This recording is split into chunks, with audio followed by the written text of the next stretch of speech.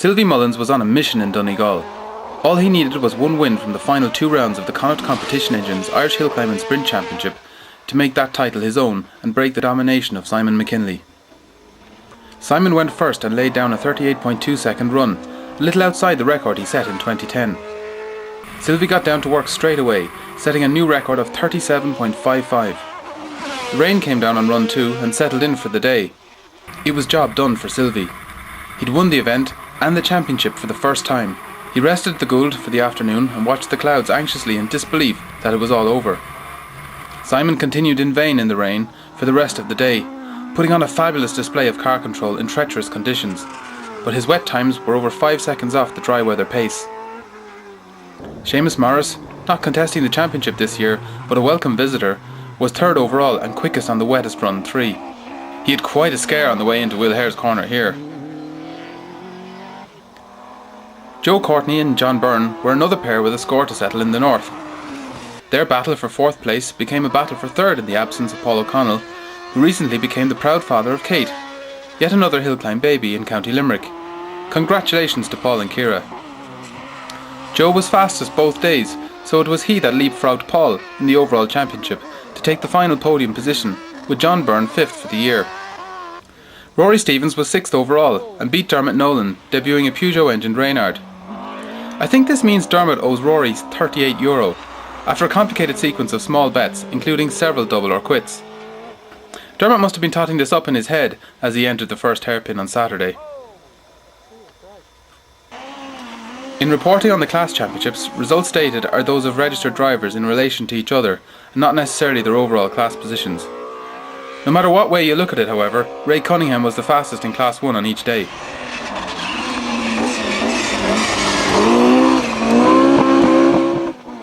Second place each day was all Elaine O'Reilly needed to win the class championship. She'll have 101 on her door next year.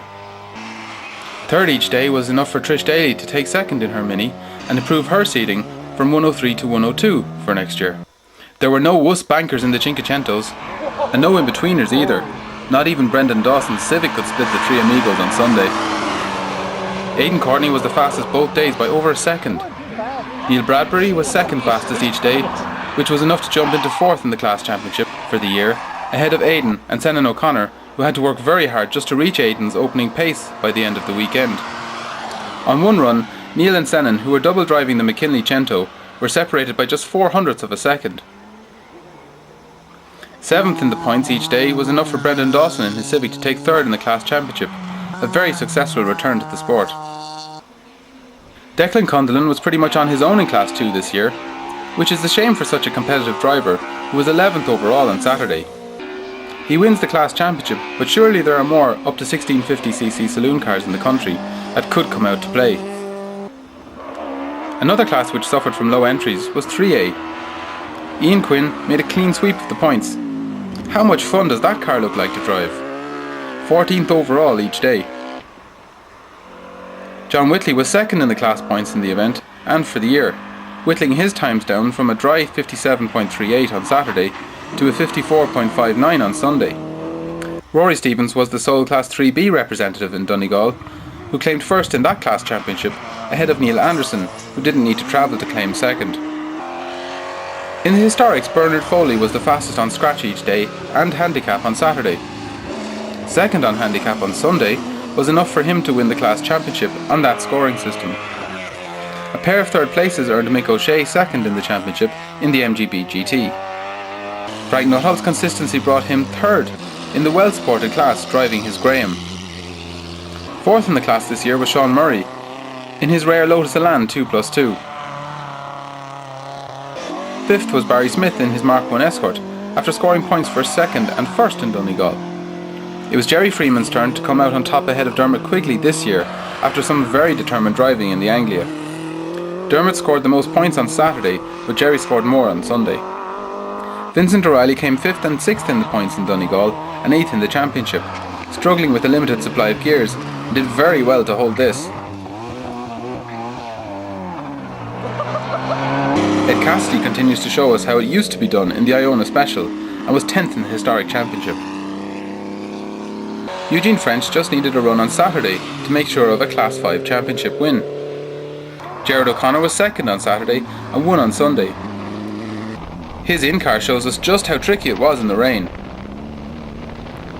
Enda Kennedy had third place sewn up prior to Donegal, so Scott Milligan scored a third and a second place to consolidate his fourth place this season. Joe Courtney got third overall, so John Byrne gets the first place award for Class 6, with John Mahon getting second, after scoring 8 points each day and 7th and 8th overall. In the Class 7 Championship, Mullins and McKinley will receive overall awards, so Paul O'Connell gets the first place prize. Dermot Nolan second, and Deirdre Delaney, who only moved up to Class 7 mid-season, will receive third after finishing 12th and 9th place overall in Donegal. Georgie Bell didn't get full opposition from Patrick Haughey in Class 8 this year due to Patrick's work commitments, but he will be delighted to have beaten the Donegal man and last year's class winner on his home turf on Sunday, on the way to winning the class for the year. It was a better day for the club on day 2, with the timing gear working for an early start and a fully dry day. With the championship decided, the record was the target of the day, and both McKinley and Mullins went at it all guns blazing. Mullins set 4 times faster than the 2010 record, and Simon 3. McKinley got just below Sylvie's Saturday record, but by now Mullins had moved on, improving it by almost a full second on the pace of 2 years ago, to 36.78 seconds. Sylvie's rise to prominence has been frustrating over the years, frequently showing early pace on his home rounds, but not being able to contest the whole season. Now, after a full campaign in his fantastic car, he's pushed the pace of what must be Ireland's fastest motorsport. Hopefully he'll be back to defend the title next year.